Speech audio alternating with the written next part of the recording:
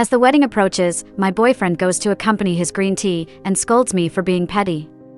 He tells me that if I don't want to lose him, then I should postpone the wedding. I dial my opponent's phone number and say, today's wedding is missing a groom at 11 o'clock. Mr. Mike, do you want to get married? Lisa is really sick this time, with a high fever. Every time she falls ill, I am by her side, unable to rest easy. Samuel's voice comes through the phone, but it no longer pierces my heart. On my birthday, when Lisa had a minor accident while filming, he left me to rush to take care of her. On our anniversary, when a crazy fan sent her a dead rat and scared her, he left me to go comfort her all night. Even on the night before our wedding, when Lisa claimed to have a fever, he immediately abandoned me and secretly bought a plane ticket to fly and be with her all night. Samuel, I'll ask you one more time. Can you make it back for the 11 o'clock wedding today? Samuel let out a sigh and, sounding helpless, said, Jasmine, I'm on their set right now, and it would take over 3 hours to get to the airport. I won't make it in time. How about we postpone the wedding for a day? Postpone the wedding? All our friends and family are either here or on their way to the hotel, and you're telling me to postpone the wedding? On what grounds, Jasmine? Is it because you think Samuel is scum, or is it because Lisa is a green tea? Jasmine, it's not what you think between me and Lisa. Don't be so petty. Am I being petty? I think you and Lisa should just get married on the spot. Why bring calamity upon me for so many years? For years, I've watched the two of them act for 4 years, and I'm tired. I sneered, giving him an ultimatum. If you can't make it back today, then we're done. Jasmine, I understand you're jealous and saying things out of anger. But, as I've said, I simply can't make it back. If you don't want to lose me, then you'll postpone the wedding. With those words, he angrily hung up the phone. It was as if, from start to finish, I had been the one at fault. Yes, I was at fault, it was all my own doing. But from now on, never again. I turned around, grabbed a chair next to me, and viciously hurled it towards the large wedding photo hanging on the wall. There was a loud crash in the room. People outside rushed in, shocked to see the smashed photo frames. Jasmine, what's wrong? What did Samuel say? My best friend, Anna, rushed over and grabbed my hand as I prepared to lift the chair again, saying, Don't hurt yourself, let me do it for you. The wedding room was in chaos. My mother came to my side, patting my shoulder. Forget it, it's better not to have this wedding. Later I'll talk to your father and grandfather. I looked at my mother, a forced smile on my lips, but determination in my eyes, and said, Who said I'm not getting married? Oh. They all looked at me in surprise. I dialed my opponent Mike's phone number. The phone rang several times, but no one answered. Just as I was about to hang up, the voice of a man, hesitantly, came through. Hello? Jasmine, I held the phone tightly, feeling a bit nervous. But Mike was the only one I could think of or try with. When he found out I was getting married, he jokingly said, Wouldn't it be great if you married me? We wouldn't have to be opponents anymore, and we could be a strong couple together. Today, I might lose love, but I can't lose my dignity. This marriage, I must go through with it. Taking a deep breath, I gathered my courage and replied, Yes, it's me. Today's wedding is missing a groom at 11 o'clock. Mr. Mike, do you want to get married? There was silence on the other end. 1 second, 2 seconds, 3 seconds, my heart raced, disappointment building up. Just when I thought he wouldn't respond, Mike's voice came through, seeming to smile and mock. Jasmine, are you kidding? I swallowed hard. If you're not willing, then forget it. I'm willing. I was stunned. You agreed? Yes, I agree. He resumed his usual 3 parts real, 3 parts fake nonchalant attitude, and said, But, just so we're clear, I'm not going to be a tool. When I get married, I want a real wife. At the very least, someone who can lie next to me and make me feel flesh and blood, warmth, you understand? I stayed silent for a moment, then said, Deal. Mike asked, What do I do now? Be at the hotel before noon as my groom, and we need a bridal suite. All right, leave it to me, I guarantee you'll be pleased. We ended the call. I looked up at the stunned friends and family by my side. Mike? My mother was the first to ask, Is it that opponent of yours in business, Mike? Yes, I nodded. But how is this possible? My mom looked worried. Isn't he your opponent? Is he going to take advantage of the situation? Will he deceive you? What's wrong with that? Auntie, I think it's great. Mike is handsome, wealthy, and talented. I think he's much better than that unreliable Samuel. Anna came up laughing and gave me a playful push. Looks like you've got good taste this time, I smiled bitterly. Mike and we're just using each other. But it doesn't matter, all I want is for this wedding to continue. I won't let Samuel embarrass me, and I can't let my family be embarrassed because of me. Samuel's parents called me, acting as mediators for Samuel, saying he really couldn't make it back and persuading me to postpone the wedding until the next day. They warned me that if I insisted on not delaying the wedding, then I'd be the one embarrassed in front of everyone, as there would be no groom, and his family, the Song family, wouldn't show up. I told them the wedding would not be delayed. They thought I was throwing a tantrum, saying things out of spite, and scolded me for being immature and inconsiderate. Samuel's mother even went as far as to say, our daughter-in-laws are all very obedient and well-behaved. Jasmine, if you want to marry into our family, then you, with your competitive and strong-willed nature, should learn to be more submissive and change a bit. I hung up the phone directly, too lazy to listen to their nagging. Me and Samuel getting married? They're living in a dream. My parents only have one daughter, and out of love for me, they thought the house Samuel was allocated as a university professor was not spacious enough. So, they bought another townhouse in our neighborhood to be our bridal suite. After the wedding, the property would be transferred to both of us. His family accepted willingly. So, our bridal suite was only a few houses away from my parents' house. After smashing the photos, I returned home and had the makeup artists start working on my makeup. I began getting ready at 7:30 in the morning, and by 9:30, I was already in my wedding gown. Although there would be no romantic procession, it was logical to leave from home to head to the hotel. I knew that, although I had asked Mike to play a supporting role last minute, today's performance would have to be mine alone. However bitter it would be, I had to perform this in all its glory. But what I never expected was that Mike showed up. As we were getting ready to leave, a series of firecrackers went off downstairs, with an atmosphere of celebration in the air. Another one of my bridesmaids rushed into my room, smiling, Jasmine, Mike has arrived. There's a long caravan of cars outside. I went to the window barefoot and looked down. A long line of white cars was neatly parked by the side of the road. My relatives at home had already received the groom and his entourage. Anna, come, help me with my shoes. I walked over and sat back on the bed. I didn't know what Mike was planning, so I quickly got dressed and went downstairs. In the lobby, there was a middle-aged man in a tidy suit, with a crew cut and a dignified appearance, staring intently with my father. He was Mike's father. And I had crossed paths with him a couple of times in business. It was the first time I had seen Mike's mother. She was beautiful and elegant, her smile overly radiant, and now she was warmly holding my mother's hand, saying, "My Mike said Jasmine is beautiful." I said, "Then her mother must be a great beauty too. Seeing you now, it's clear she's got your genes." As soon as this was said, they heard us coming down, and they all looked up. Jasmine? My daughter-in-law. Awkwardly, I nodded slightly. Auntie, hello. You said it wrong. It should be Mom. Mom, if you're happy, don't get too excited and scare my daughter-in-law. Mike, who was standing on the side, took bold strides toward me. I extended my hand and pulled him over, walking into an empty room on the first floor, closing the door behind us and looking at him questioningly. Mike, what are you doing? Mike stared at me, unusually serious. I'm getting married. Didn't I tell you to go to the hotel? Go ahead, pick up my new bride and head to the hotel. Mike smiled, reaching out to hold my hand. What's wrong? Are you angry? I shrugged off his hand. Jasmine, I've said it before, I have no problem getting married, but I refuse to be a tool. You want face, don't I?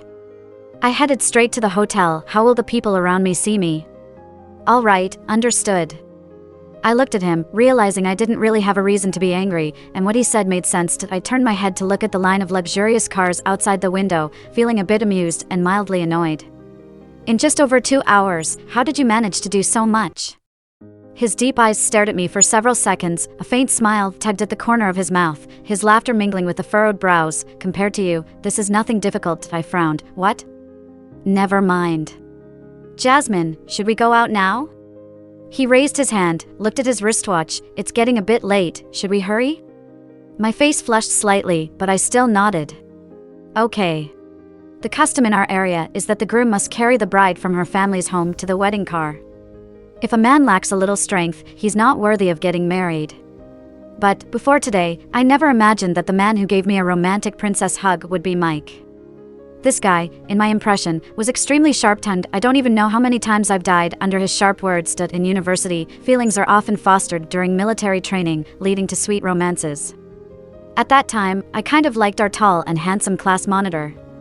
Once, when he saw me successfully pretending to be weak and had the monitor help me carry my big water bottle, this guy Mike said, "Jasmine, did you break your hand? Isn't this water bottle heavy?" The class monitor considerately said, "We're all tired from military training, isn't this water bottle heavy? I'll hold it for her." However, Mike snatched the water bottle, opened it, tilted his head back, opened his mouth and chugged the water, then handed me the cup. "Now, can you lift it?" It was quite an awkward moment back then. I truly felt like killing him. The class monitor was also awkward, and from then on, we didn't interact. My sweet little romance died right there. Later, I think my enmity with Mike probably started from that moment. Since then, I found 100 things about him annoying, and he also occasionally irritated me. After graduation, I thought we would say goodbye for good. However, this guy is also from the same city as me. Our families are also in rival businesses, so we often compete for business. Sometimes, I get so frustrated I want to secretly stuff him into a sack and beat him up, but he has ironically become the person who can help me out of my predicaments. The banquet started at 11 a.m. After the bride and groom went on stage, it caused quite a stir. Isn't this groom wrong? Wasn't the groom supposed to be Samuel? This guy is much taller and more handsome than Samuel. Did Jasmine change grooms at the last minute? I looked at the guests, thinking of taking the microphone from the wedding host's hand to explain, but Mike preempted me and took the microphone. He reached for my hand and looked at the guests below the stage. "Hello, everyone. Let me introduce myself first. I'm Mike, Jasmine's husband. Today, I am very thankful that you could come to our wedding and witness our love that has weathered many storms and finally emerged into the sunshine." I couldn't help but look at him, thinking, "You really dare to say that?" However, I still underestimated Mike. Even the host's lines were changed at the last minute. Next, the host told everyone a long story about how we were adversaries in love. If someone didn't know, they might actually believe that it was always him and me, and Samuel was never involved. Originally, Samuel and I had prepared small surprises for each other for the wedding. Now, with the change of groom, all those plans were discarded. Thankfully, Mike managed to turn the originally awkward and tense wedding into a romantic and funny one. We managed to get through this hurdle smoothly. Next was the part where the bride and groom exchange rings. I had prepared for this and planned to use the ring Samuel and I had picked out. But, regardless of the fit, Mike still insisted on putting it on his finger. However, when the ring was presented, I froze. This wasn't the ring box from Samuel and I looked at Mike in astonishment. "You?" He smiled and, prompted by the host, opened a small velvet box to reveal a dazzling large diamond ring. "Wow, such a big diamond ring. Must be at least 10 carats, the guests below were excited. However, as I exchanged and put on the ring, looking at the unusually fitting diamond ring, I felt inexplicably nervous. At that moment, the host jokingly said, "Now, let the groom stamp the bride with a seal of love, which is a passionate kiss. Looking forward to it, aren't we?" I was about to remind him to keep it simple, but as I turned to give him my cheek, he lowered his head and firmly pressed his lips against mine. My emotions were already so complex, but the wedding banquet wasn't over yet. Except for some work-related guests, the remaining friends and relatives, whether out of curiosity or wanting to see us salvage the situation and avoid embarrassment, suggested going to see our wedding room. The last-minute stand-in groom Mike had already done a great job to this point. Could he have had time to arrange the wedding room as well? I was about to politely decline, but Mike smiled and said, "Welcome, everyone, join the wedding caravan." I felt that this guy had gone crazy. On the way, I was worried sick. I knew I was overly competitive and cared too much about my image. But I really didn't want to embarrass myself in public or be ridiculed. "Don't worry," Mike reached out and held my hand. I looked up at him, trying to say something but hesitated. I wanted to blame him for agreeing to those requests, but then I thought, on this matter of substituting as the groom today, objectively speaking, he had done enough and done well. However, when we arrived at the location, I realized I was wrong. When he said "don't worry" earlier, it was because he had already arranged everything. That the vast mansion was adorned with lights and flowers, a red carpet laid out, and a wedding arch made entirely of red roses, epitomizing wealth and romance. Mike leaned in close to me, saying, "The decorators just left." From the entrance, into the mansion, all the way to the wedding room, it's arranged perfectly. The most surprising thing was that there were even wedding photos. Looking at the bride's wedding photo, it was clearly from the pre-wedding shoot I had done with Samuel, and I had no idea how Mike got them. He had actually edited his suit into the photos with me. I looked at Mike in astonishment. How did you do this? Mike casually replied, money. After a tiring day of the wedding, I took a shower, put on a nightgown, and climbed onto the 3-meter-wide wedding bed without a care in the world. After a while, Mike came out after his shower. I sat up, watching him, my gaze heavy as I asked, how did you get the wedding photos? I still couldn't wrap my head around this. Mike, drying his hair with a towel, the slightly wet strands falling over his eyebrows, accentuating the contours of his handsome face, held the towel in his hand, looking at me and slightly smirking. Samuel gave them to me. Do you believe that? What? I was so surprised, I sat up straight. He gave them to you? Why would he give them to you? Mike pursed his lips, stood by the bed, and gazed at me. Care to guess? No? Okay then. He walked over to. I quickly averted my gaze, feeling a bit dry in the throat, but still managed to say, I think I want to sleep alone first. Are you suggesting a separation? He stood by the bed, raising an eyebrow. I turned to look at him, meeting his gaze. Can I? Maybe because we've been enemies for too long. The saying goes, knowing your enemy wins 100 battles. I realized that to win against him wasn't about being confrontational, but knowing when to yield. He stared at me for a moment, clenched the towel in his hand. 3 days. Can you handle that? No. He squinted and said, let me tell you, don't think you can burn the bridge after crossing the river. Have a little conscience, will you? With his words, he turned and left. I stared at his retreating figure, for some reason, feeling like laughing as I suddenly felt he wasn't as difficult to deal with as I thought. However, before I could fully enjoy that thought, I saw him head to the bathroom and quickly come out, striding to the large sofa opposite and lying down. What are you doing? He looked up, sleeping. I widened my eyes. Didn't I say I want to sleep alone? He sat up, pointing at me. Aren't you already asleep by yourself now? He actually made me chuckle with anger. I sat up and said, what I meant was, I want to sleep alone in this room. You go to the guest room. Not a chance, he smiled and said, you're so proud and want face, why can't I have mine? I was a last-minute stand-in as the groom. If I can't explain this to my family, parents, and even my whole family, who believed in me and cooperated throughout, how would I tell them if they find out I went to sleep in the guest room? Just for 3 days. Suddenly, his phone rang. I got up, reaching for the phone on the bedside table. It was a call from Samuel. I hesitated, then didn't pick up. Samuel? Mike immediately guessed why I hesitated. He quickly got up from the sofa and walked towards me. I hesitated but answered the call. As soon as I picked up, Samuel's voice came through, with the familiar gentleness that seemed so matter-of-fact, as if all the previous times when he went to accompany other women and came back, there was nothing to apologize to me for. Jasmine, I'm boarding now. Can you pick me up at the airport in 2 hours? I chuckled in exasperation while holding my phone. Samuel, are you out of your mind? Jasmine, I apologize for leaving you. I shouldn't have done that. I brought a gift for you. Samuel! I retorted, I got married today. On the other end, Samuel chuckled and said, sweetheart, stop being mad. Neither I nor my family showed up, so why did you go ahead and get married? Yes, neither you nor your family showed up. I sneered, I managed the wedding all by myself. Even though you couldn't attend, your family didn't bother to try and explain to the guests or handle the situation when I had to postpone the wedding. A simple phone call asking to postpone, it was all it took. But, Samuel, there is more than one man in this world. What do you mean? Samuel's voice turned serious as he demanded, Jasmine. What are you implying?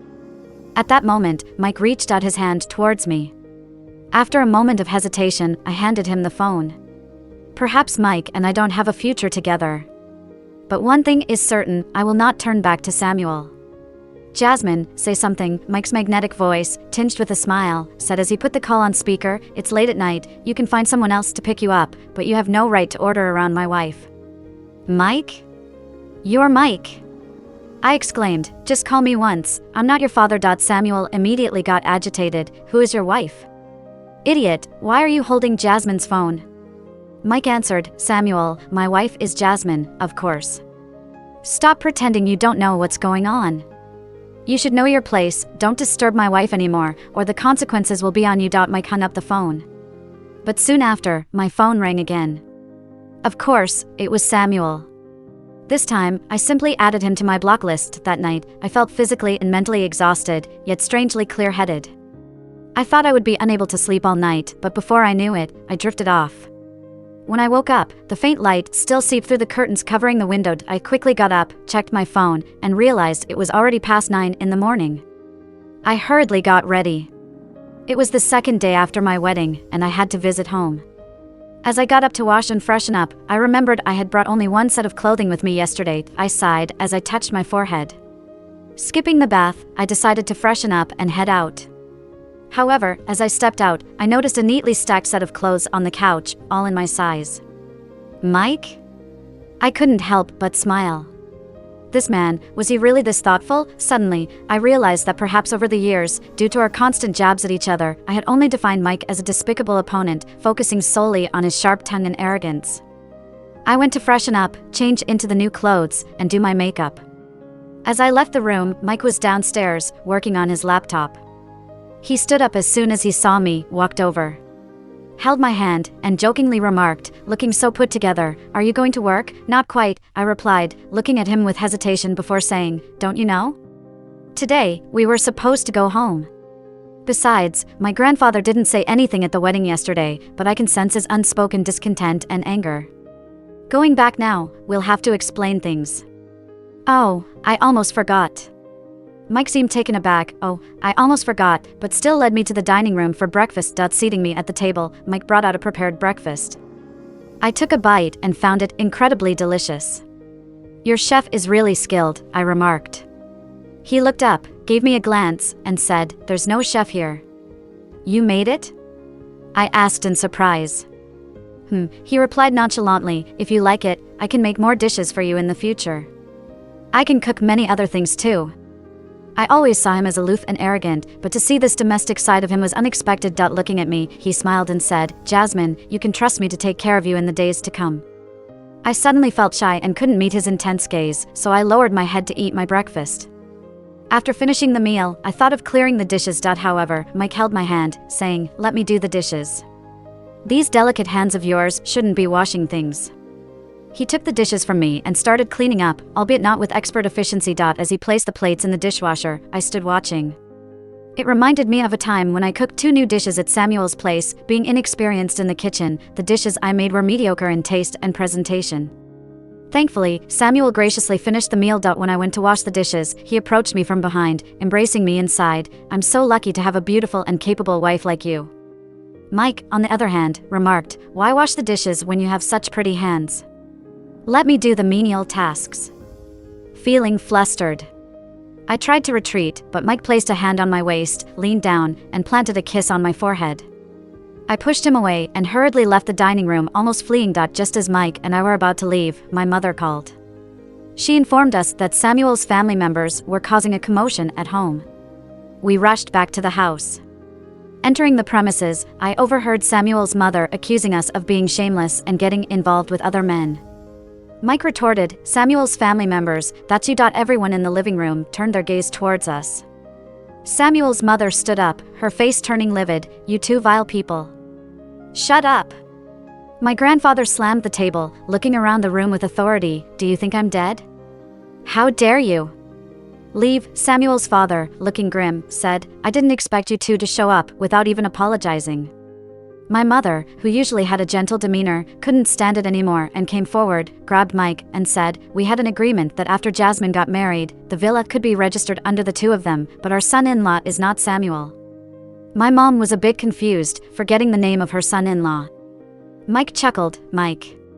My mom proudly continued, "Yes. My son-in-law is Mike, not Samuel." Samuel's parents left in bewilderment and with a rusty expression, hinting at lingering consequences. As they departed, Mike's phone rang. After ending the call, he said, "All right, I'm going out now," and walked away. I followed and saw his assistant waiting with the car parked outside the gate. Passing a document folder through the iron gate, Samuel's parents hesitated for a moment but eventually accepted it and left. I asked Mike about the contents of the folder, but he simply smiled and remained silent. Initially overlooking their shallow behavior due to Samuel's gracious and cultured demeanor as a university professor, I had never imagined this side of his family. Gratefully, I realized I had dodged a bullet by not marrying into their family, and my mother expressed relief and concern. As we rushed back, I assumed Mike and I had no time to prepare gifts to bring back home. My family members, being rational, didn't bring up the topic. However, once we were alone, Mike returned to his car for a brief moment. Upon his return, he held a rectangular box along with 2 other smaller boxes. What's all this? My mother asked, entering with a fruit platter. Mike went to my grandfather, holding the rectangular box, and said casually, "My parents instructed me to bring this gift for you, Grandpa."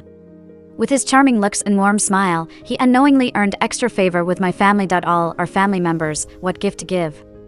My grandfather looked coldly at a completely unfamiliar son-in-law, not really knowing him, and not having any good feelings towards him.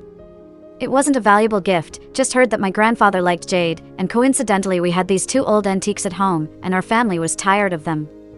So I brought them over to try to please my grandfather. Mike's words were quite straightforward. Upon hearing this, my grandfather became interested. Jade? Yes, grandfather, please take a look. Mike opened the box. The jade that was all green. My grandfather's eyes lit up immediately. He slowly reached out and picked it up, saying, "The jade is well proportioned, crystal clear, and smooth to the touch. Good jade." Mike smiled and said, "I am happy to catch the eye of grandfather." But grandfather declined. "This is too precious, take it back. Your most valuable items have already entered our Mu family's door, so what is this mere jade worth? Grandfather, if you still approve of me as your son-in-law, please accept this small gift." Mike was full of smiles and politeness. I almost forgot his sarcastic demeanor. However, this jade really captured my grandfather's heart, and he accepted it. In the other 2 boxes, one contained a fine red robe that my father likes. The other contained a classical and beautiful pendant jade hairpin that my mother, a lover of traditional Han clothing, would like. I really don't know how Mike managed to find out about my family's preferences. Mike and my father enjoyed tea together, discussing eloquently as if they were experts in the tea ceremony. He even played chess with my grandfather, a match that lasted for 2 hours, like a meeting of equals, a masterful showdown where he subtly lost at the crucial moment. Even when my mother was watching a drama on the side, he could strike up a conversation. He spoke about the male actor that my mother liked, praising his background in goodness, showing that he also liked this actor very much. By the end of the day, Mike had won over my father, mother, and grandfather. I had never seen a man who was so good at charming elders like Mike. When we were about to leave in the evening, my grandfather specially instructed, "Jasmine, Mike is a good boy, you 2 should live well together in the future. Yes, this marriage is already a regret once, don't make it a laughingstock. You 2, go get the marriage certificate tomorrow." After being reminded by my mother, turning her head to look at Mike, her face was almost blooming with a smile. "Mike, after you register tomorrow, come home for dinner in the evening. I will personally cook for you too." Seeing this, I raised my eyebrows and remarked, "Mom, listen to you. But I'm the one who gave birth to her. If you don't want to register, you don't have to." "I'll think of an excuse to stall my parents for now," Mike said to me on the way. I looked at him, hesitated for a moment, and nodded in agreement. Tired? He glanced at me. I shook my head, not really. Suddenly, he reached out and lightly rubbed my head. "Mike." He had already pulled back his hand and was focused on driving. I looked at his sharply defined profile, hesitated about something, but didn't say it out loud. Doesn't he think this is too familiar? Even though we are married now, we were opponents before. Why am I not saying anything? He asked, "How come you're so silent?" I finally blurted out, "Why did you agree to marry me? Why wouldn't I agree?" He chuckled and said, "You are tall, beautiful, intelligent, kind, and a perfect match for me. Marrying you means one less strong opponent for me." Being praised suddenly by an opponent left me completely speechless. However, upon careful consideration, was it true? My family's business and yours, I hope they will have no connection in the future, and our assets will remain separate. "I'm fine with it," he said without hesitation. I thought, at an even level of strength between us, even if there is no intersection in terms of assets, for Mike, it was still a reasonable decision. So, he agreed readily. But the next day when I returned to work, my assistant came in excitedly, saying, "Jasmine, we just got news, we won the project that was being bid on before."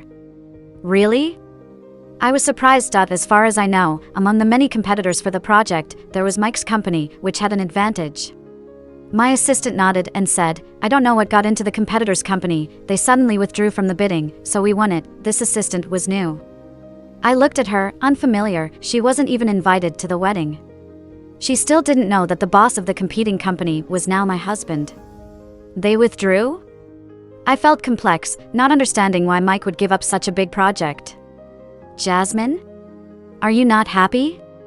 I'm fine, you can go back to work. When I returned home from work, I asked Mike, why did you give us that project? He was cooking at the time and replied calmly, you could handle it, and we have other projects to take on. But I didn't believe that reason. If it were before, you would have definitely competed with me until the end, he said, chuckling. Before, you were someone else's girlfriend, but now you are my wife. Why would I compete with my wife? I was left speechless.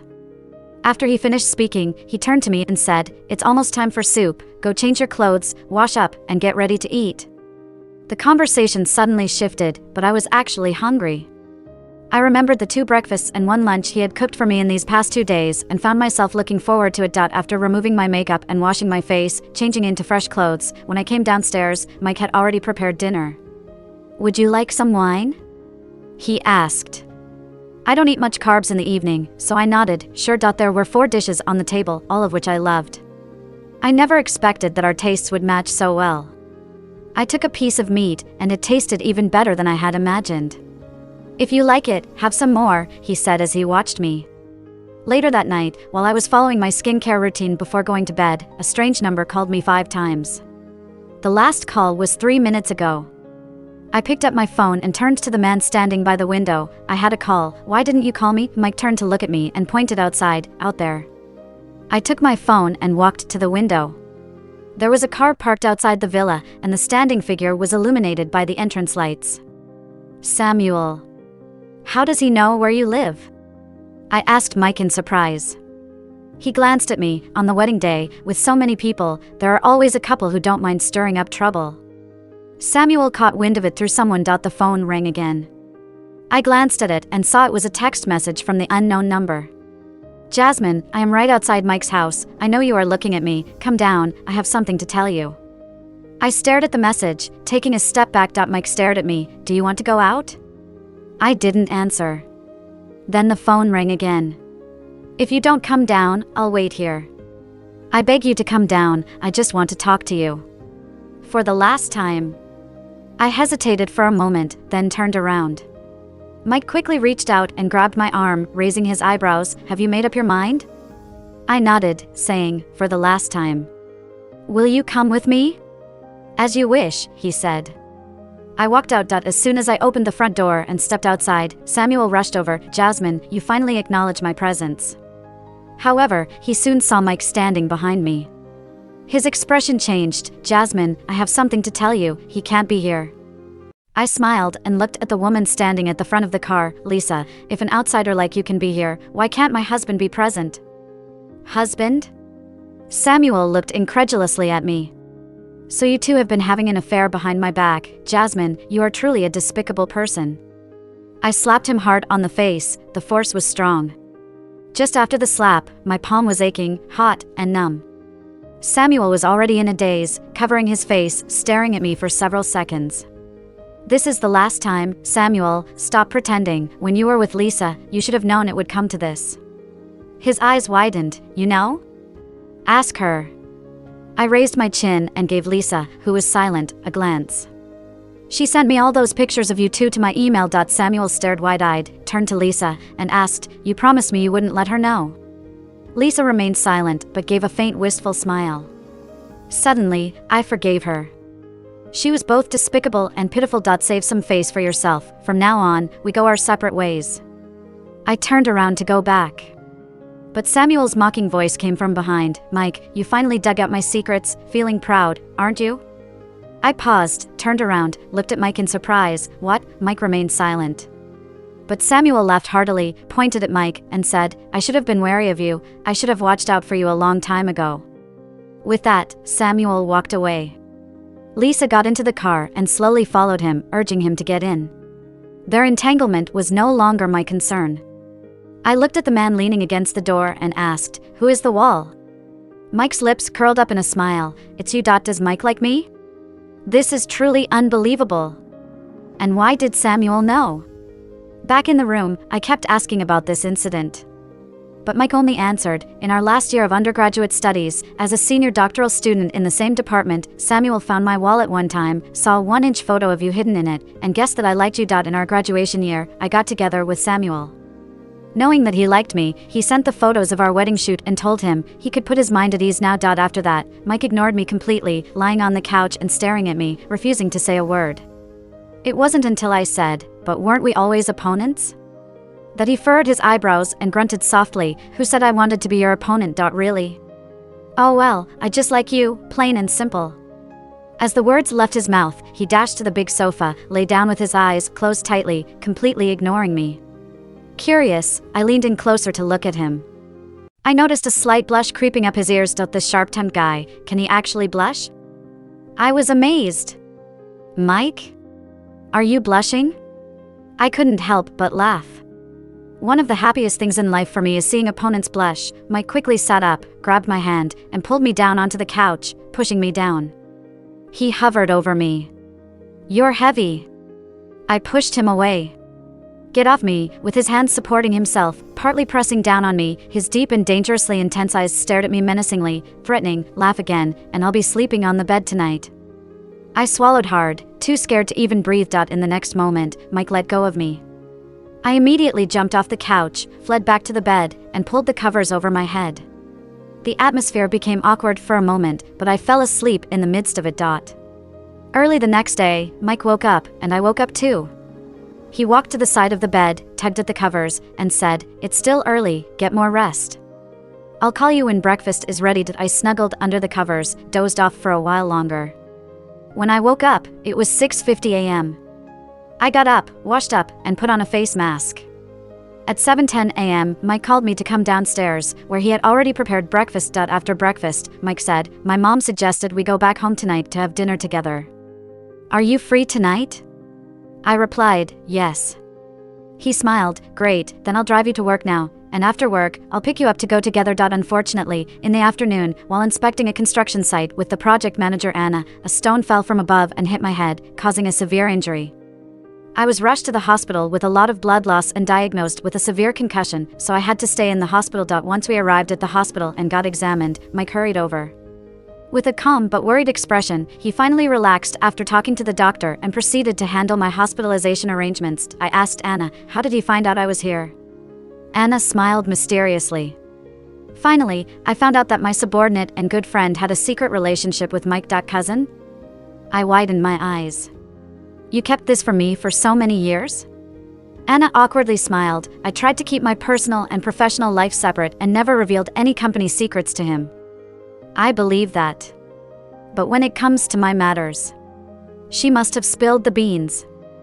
My family's preferences, favorite dishes, all of it was probably your doing, right?" Anna chuckled and said, "Well, it's family, after all, I should help, right?" I pointed at her. "Well, finally, the case is solved. As per the doctor's advice, I had to stay in the hospital for 3 days for observation. I stayed in a regular double room. My parents and Mike's parents visited me in the evening. Initially, my mom had planned to stay and take care of me in the hospital. Mike's mom promptly said, "Who's the wife? It's her job to take care of you. Give Mike a chance."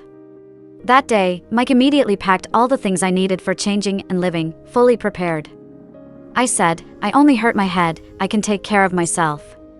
But Mike insisted on staying. I spent 3 days in the hospital, and he was there, arranging everything from meals to personal hygiene. Washing my clothes by myself was the only thing I could do. To my surprise, this proud and rough man turned out to be patient, attentive, and meticulous in caring for someone. On the 4th day, after being examined, I was allowed to be discharged. However, urgent matters at the company required Mike's attention. His mother came to the hospital to assist with my discharge. "Jasmine, does your head still hurt? How about staying a couple more days?" I declined, saying, "Staying in the hospital isn't as comfortable as being at home." She agreed. As I started to pack my things, Mike interjected, "No need, my wife, I can take care of you myself.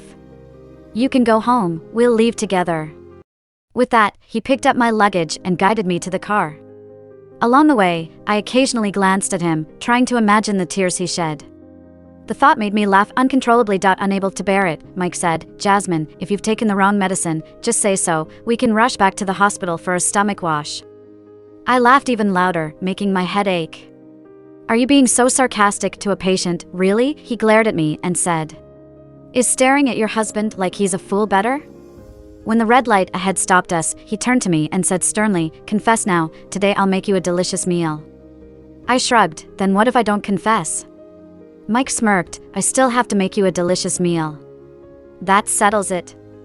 I threw up my hands, feeling cocky. That night, as we were about to sleep, Mike hesitated in front of the bed. According to our agreement, he had given me 3 days to sleep alone. Now, he felt like he should sleep on the bed. Honestly, if I didn't know he liked me, perhaps I would have tried to stall a bit longer. But, how should I put it? A handsome guy, wealthy, powerful, and so caring, having a crush for years. Men like him must be rare in this world, right? Should I give it a try? I climbed onto the bed first and looked at him, asking, will you bump into my head in your sleep? He exclaimed, how could that happen? Then, lifting his hand as if taking an oath, he said, I sleep very still, I won't disturb you. I extended my hand and patted the space beside me, then, sleep. All right.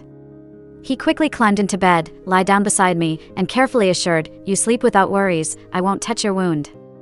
I closed my eyes and hummed softly, that's good. Suddenly, he leaned over and kissed the corner of my mouth. Good night, my wife. I stayed at home for a few more days. During this time, Mike spent most of his time at home with me, except for occasional outings. As my wound wasn't too severe, the stitches were removed after a week and a half. I found the empty circle of hair on my head from the operation unsightly, so I wore a wig to work. Mike forbade me from eating whatever I wanted until my wound fully healed. He patiently cooked all 3 meals for me, and when he was busy, his mother brought food from their home for me. Therefore, everyone at the company already knew that the boss of the rival company and I were married, and that I had a great relationship with his mother. Actually, the best person I get along with besides my mom is his mother. Recently, when my mother called me, in 10 sentences, 3 of them were about his mother. As for me, I've almost been spoiled by Mike. I found that ever since I've been with him, I've become lazier and lazier. Even after washing my hair, he is the one who blows it dry for me. One morning, while he was cooking, I quietly hugged him from behind and said, Mike, are you trying to spoil me? He lightly snorted, took my hand, kissed it, and said, it's like you wouldn't do these daily chores if I wasn't around, right? But after eating the meals Mike cooked and enjoying his care, from now on, without me, even if you have money, you won't be able to find someone as considerate and caring as me. I am determined to spoil you. Let's see how you'll cope without me. What if you change your mind and leave me? Won't I be miserable? Change your mind? Forget it, after 7 years of unrequited love, I've longed for you, and now that I've won you over, will I easily let go? He turned around, kissed me on the cheek, and said, don't dream of leaving, Jasmine, you can't escape. Is that so? Then I'll bet once, let's bet on an ending. Mike and I never got our marriage certificate. I don't know how he managed to convince my family, they never pressured us. He said he was waiting for me. When the day comes that I truly decide and am willing to spend my life with him, then we will get our certificate. 4 months after our wedding, I became pregnant. On the day of the prenatal examination, I looked up at the winter sun reflecting brightly, warm and melting the snow, and said to the man holding my hand, Mike, let's get our marriage certificate. I knew he had been carrying our documents in the car all along. He had been waiting for this day. Really? He asked excitedly. I thought he would at least ask if it was because of the baby we decided to get the certificate now. But until we obtained the certificate. He hugged me, then let go, kissed me, and happily embraced me again, saying, thank you, Queen, for bestowing me with this title. Thank you, Jasmine, Mike truly loves you. I'll love you more and more in the future. Before we even got home, in the car, he started taking pictures of the marriage certificate along with the prenatal examination report, posted it on Instagram with the caption, Mike, finally legitimized as a father. Officially turned over a new leaf. He then shared it in the family chat group to show off. Then, I posted a picture of our marriage certificate with the caption, for the rest of our lives, deeply committed to each other. That girl is very beautiful. But what attracted me was her smile. Like the moon immersed in water, pure and radiant. I liked her at first sight. However, this is the first time I've liked someone, and I don't know how to express it. I could only try to make myself noticeable in front of her. But obviously, I overdid it. She thought I was deliberately picking on her, even thinking I hated her and was targeting her. But I didn't. I liked her. I liked her so much that on quiet nights, when my roommates were out playing, lying on my bed in the dormitory, just thinking about her made me feel great. I really liked her. But whenever she talked about Mike, that annoying guy, in front of others, she really hated me. So, the things I did for her, I never mentioned because I was afraid she would hate me even more. After all, when someone you dislike does something for you, you definitely wouldn't be happy. I didn't know what to do. I only knew that I wanted to continue liking her, and I couldn't help but like her more and more. I was poisoned, intoxicated by the love potion labeled Jasmine. The year we graduated, her dissertation was lost due to a computer virus. I recovered her computer system and found the dissertation for her. This time, I went to provide the service in person, and she couldn't possibly not know. She glanced at me, then another, finally awkwardly said, "Mike, thanks to you this time, thank you." I coldly replied, "You're welcome." But only I knew how overjoyed I felt when she glanced at me. The first time she called my name, I realized how pleasant my name sounded. But I still felt Jasmine was the most beautiful name. So beautiful that I couldn't forget it, and it was engraved in my heart.